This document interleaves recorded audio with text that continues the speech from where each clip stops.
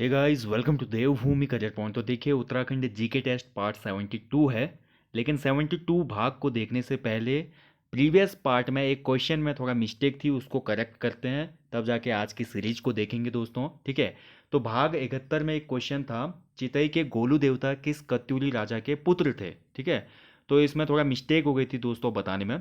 तो जो गोलू देवता हैं दोस्तों, ये कत्यूरी राजा हालराय के पुत्र थे। ठीक है, ध्यान रखेंगे। हालराय, मैंने उसमें झाल राय बता दिया था, लेकिन झाल राय जो हैं वो गोलू देवता के दादाजी थे, यानी कि हाल राय के पिताजी।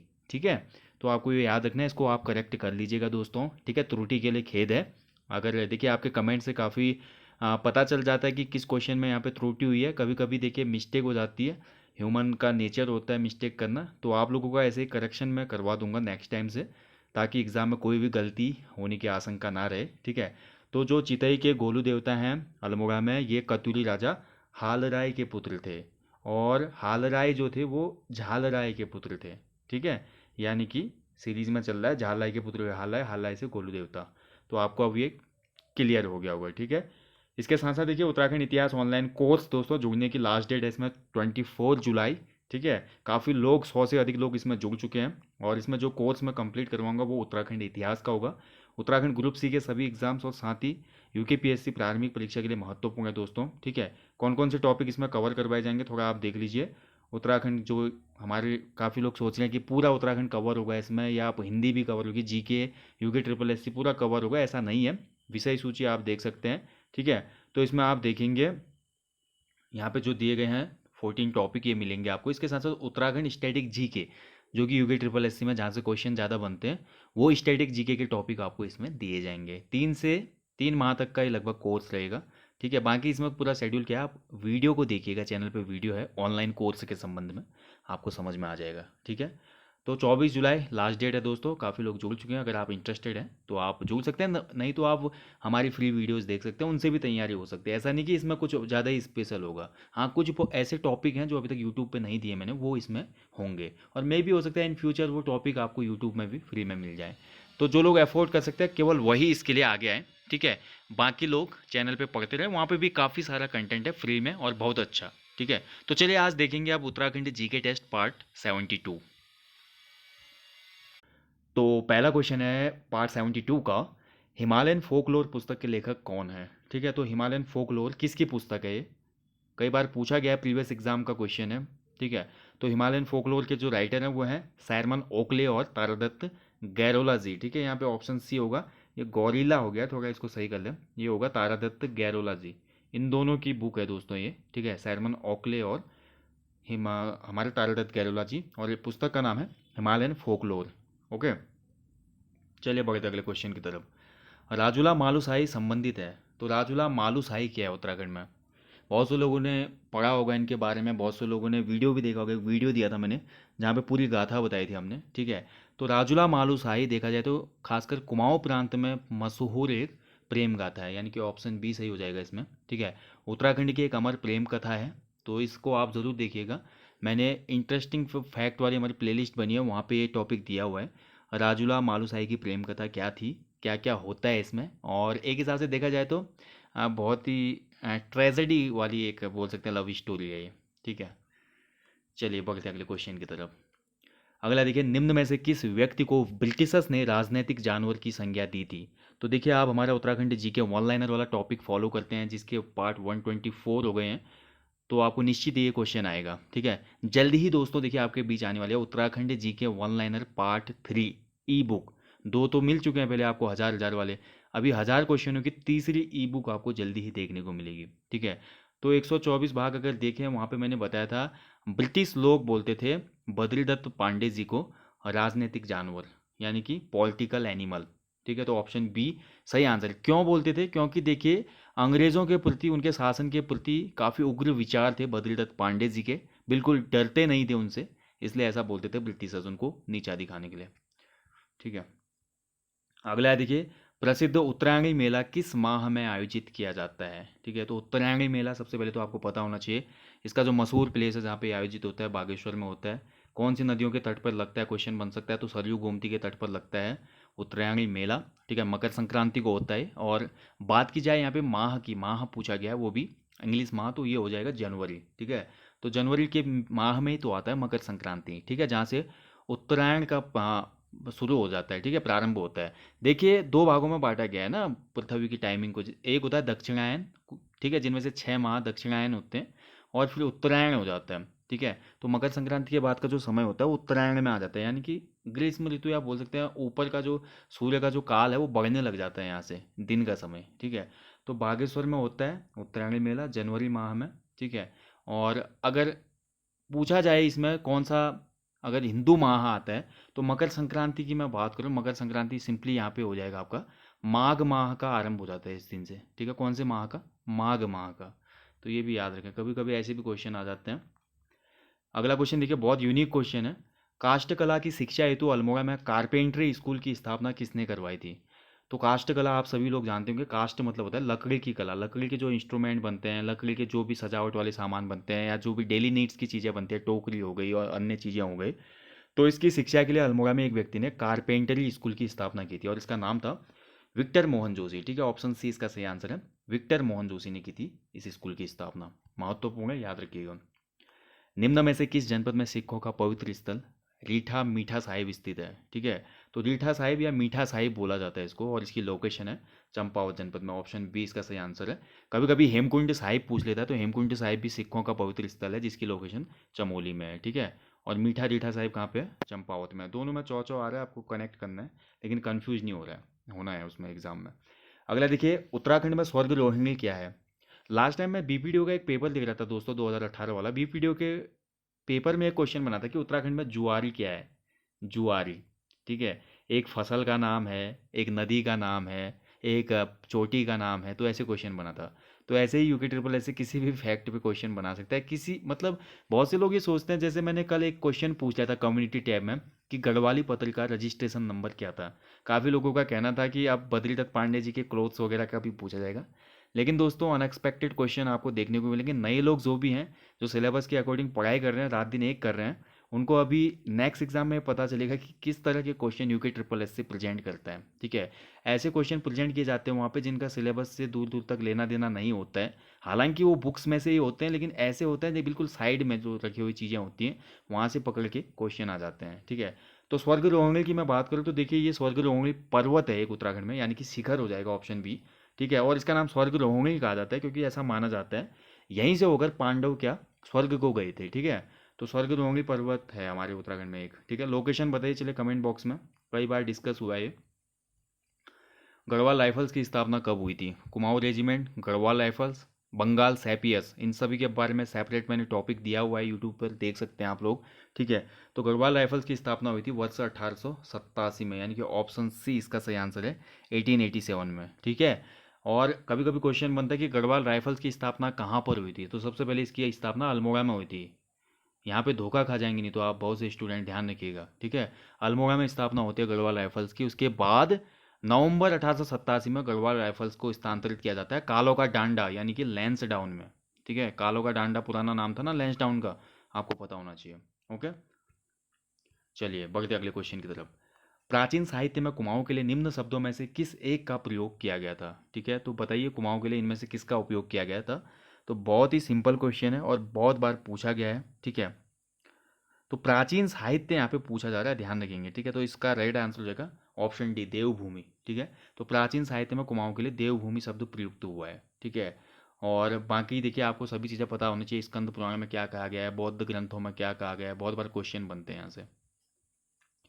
प्रजामंडल आंदोलन संबंधित था, तो सबसे पहले आपको पता होना चाहिए प्रजामंडल आंदोलन क्या था, किसने स्थापना की थी, क्यों था ये। तो यही चीज़ें तो आप जानेंगे जो उत्तराखंड ऑनलाइन कोर्स चल रहा है हमारा, ठीक है। कुछ चीज़ें डिटेल में हम देखेंगे वहाँ पे, इसलिए ये अलग से कोर्स। और मेन चीज़ ये है दोस्तों, काफ़ी लोग बोल रहे हैं कि कोर्स आप कर रहे हो तो यहाँ पे यूट्यूब पर आपका ये ऐसा है वैसा, ऐसा कुछ नहीं होगा। जैसा क्लासेस चलती थी वो आपको फ्री में मिलते रहेंगी, वो स्पेशली डिमांडिंग पीपल के रिक्वेस्ट पे बनाया गया है ऑनलाइन कोर्स, ठीक है। अपना समय काट कर मैं वहाँ पे दूंगा, तो ये मान के चलिए इसीलिए उसमें फीस रखी गई है, वरना मैं सभी चीज़ फ्री देता हूँ और यूट्यूब पर सभी चीज़ें फ्री रहेंगी, ओके।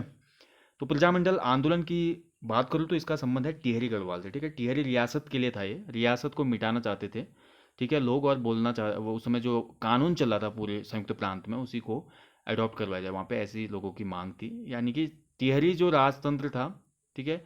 इसके खिलाफ एक आंदोलन था ये, सिंपली बोला जाए प्रजामंडल आंदोलन। निम्न में से किन व्यक्तियों की जोड़ी को विक्टोरिया क्रॉस पुरस्कार मिला था? तो विक्टोरिया क्रॉस देखिए उत्तराखंड से सबसे पहले किसे मिला था पता होना चाहिए आपको, ठीक है। मरणोपरांत किसको मिला था ये भी पता होना चाहिए। ये आपको जानने को मिलेगा उत्तराखंड की महान विभूतियों में जब आप देखेंगे दरबान सिंह नेगी और गबर सिंह नेगी के बारे में। तो बहुत ही इंटरेस्टिंग फैक्ट हैं, कौन कौन से बैटल में इन्होंने पार्टिसिपेट किया था, क्यों इन्हें वीसी मिला था विक्टोरिया क्रॉस, सभी चीज़ें जानेंगे। तो ज़रूर देखिएगा उत्तराखंड की महान विभूतियों में इनके बारे में। राइट आंसर हो जाएगा इसका दरबान सिंह नेगी और गबर सिंह नेगी। कीड़ाजड़ी यारसा गंबू का सर्वाधिक दोहन क्षेत्र कौन सा है? ठीक है। तो देखिए यहाँ से डायरेक्टली क्वेश्चन बना था कीड़ाजड़ी से, आपने देखा होगा फॉरेस्ट गार्ड में क्वेश्चन आया था। कीड़ाजड़ी यारसा गंबू क्या है उत्तराखंड में? औषधि है या वनस्पति का प्रकार है या कीड़े का प्रकार है? तो ऐसे क्वेश्चन बन जाते हैं। तो कीड़ाजड़ी आपने देखा होगा औषधि, बहुत लोगों जिनको पता था उन लोगों ने तो सही किया होगा। ये फंगस टाइप का होता है दोस्तों, एक कैटरपिलर के अंदर ये कीड़ाजड़ी विकसित होती है दोस्तों। और हिमालयन वाइग्रा भी इसको बोला जाता है, ठीक है। चाइना और अन्य जो जो हमारे ईस्ट एशिया के कंट्रीज़ हैं वहाँ पे बहुत ज़्यादा इसकी डिमांड है, ठीक है। और बोला जाता है कि बहुत ही जो पुराने एथलीट थे, इस दवाइयों का पता ऐसे चला 90s के दशक में क्या हुआ, जो एथलीट वगैरह थे उन्होंने काफ़ी इसका यूज किया था, सूप वगैरह पीते थे इस कीड़ा जड़ी का, ताकि उनको बूस्टअप हो सके, एनर्जी मिले, ठीक है।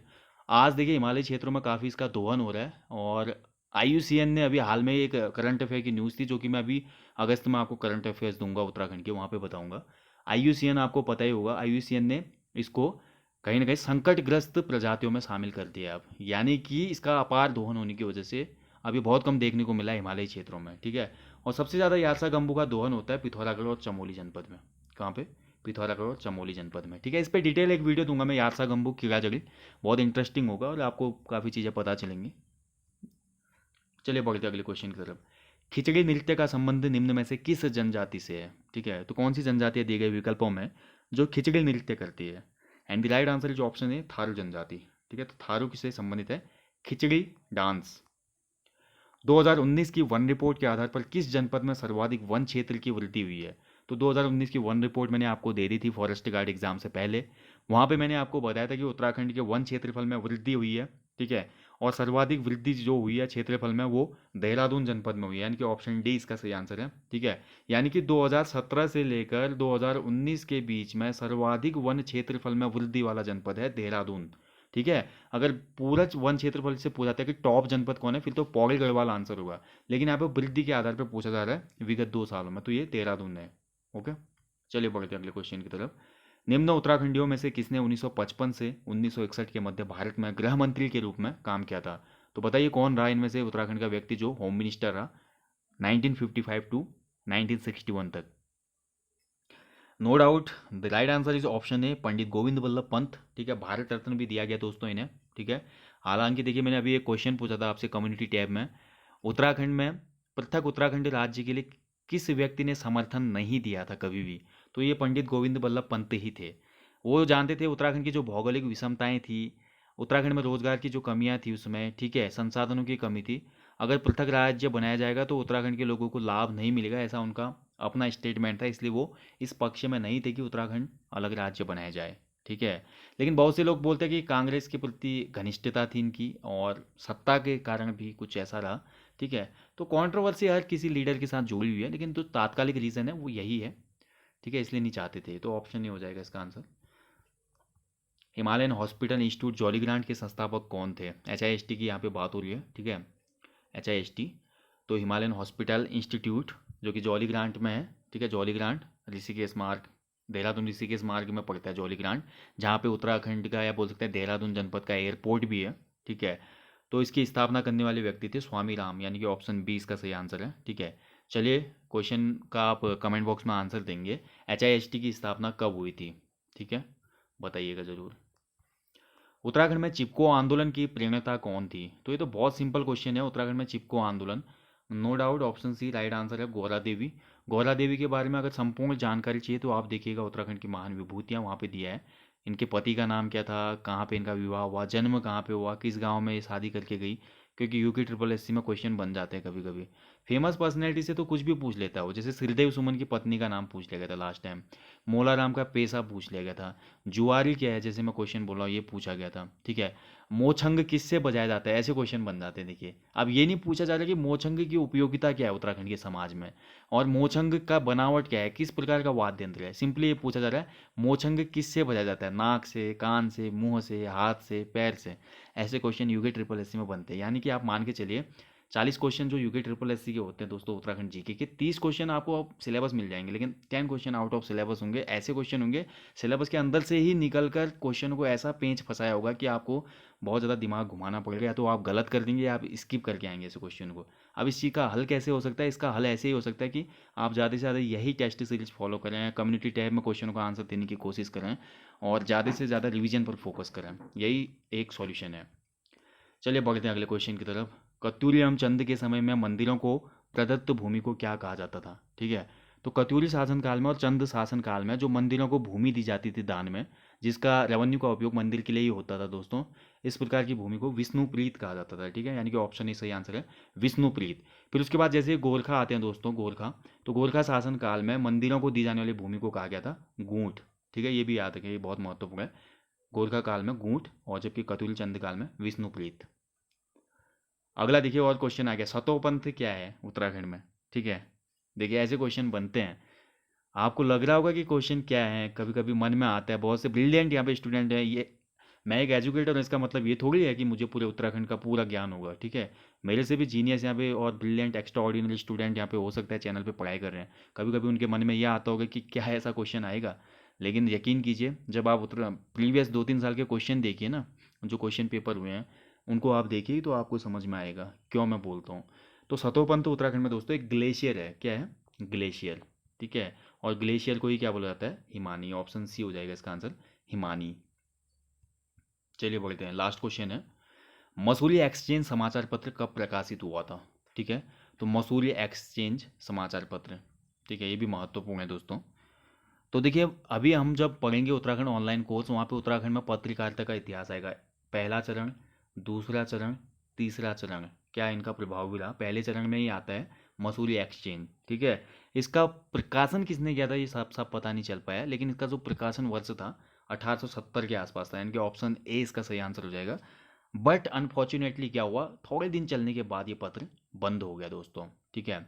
तो अभी मैफिस स्लाइड है वो कैसा था, द हिल्स का क्या इम्पैक्ट पड़ा था उस समय, टाइम्स ऑफ इंडिया को सीधे टक्कर दी थी द हिल्स ने, जो मसूरी से जॉन मैकिनन के प्रयासों से निकला था। उसने इतनी टीआरपी ग्रोथ कर ली थी उस समय कि लोग टाइम्स ऑफ इंडिया की जगह उसको डिमांड करने लगे थे, ठीक है। तो ये सभी इंटरेस्टिंग बातें हम जानेंगे उत्तराखंड ऑनलाइन कोर्स में, इसलिए आपका स्वागत है। और बाकी लोग देखिए, मैं बोल रहा हूँ 3 टेस्ट सीरीज जो यूट्यूब पे आते हैं वो मिस ना कीजिएगा। पहला तो ये जो अभी हम कर रहे हैं यूके जीके टेस्ट सीरीज, और एक जो मैंने कल दी थी जीके टेस्ट सीरीज, और तीसरी हिंदी टेस्ट सीरीज। अगर कोई आदमी जेन्यूनली बोल रहा हूँ और दिल से अगर इन 3 टेस्ट सीरीजों को भी फॉलो करेगा ना, इसके साथ साथ अपनी बेसिक बुक्स पढ़ेगा, परीक्षा मांगे लूसेंट और लूसेंट जीके, लूसेंट हिंदी, तो वो ग्रुप सी का एग्ज़ाम क्रैक कर सकता है, ठीक है। अब डिटेल में पढ़ने की आवश्यकता है इसलिए आपको कि आप जानना चाहिए उत्तराखंड को करीब से, और आप उत्तराखंड के अन्य एग्जामों की तैयारी करें, जैसे लोअर पीसीएस हो गया, अपर पीसीएस हो गया, तो उसके लिए बेनिफिशियल है, ठीक है। सो गाइज करिएगा, कितना आपका स्कोर है कमेंट कीजिएगा, साथ ही वीडियो अच्छा लगा लाइक करना, शेयर करना ना भूलें। जल्दी मिलता हूँ, कोई त्रुटि वगैरह होती है तो आप कमेंट बॉक्स में कमेंट करें, ताकि नेक्स्ट वीडियो में मैं उसका करेक्शन कर सकूँ। थैंक यू फॉर वॉचिंग, अपना ध्यान रखें, जय हिंद, जय उत्तराखंड।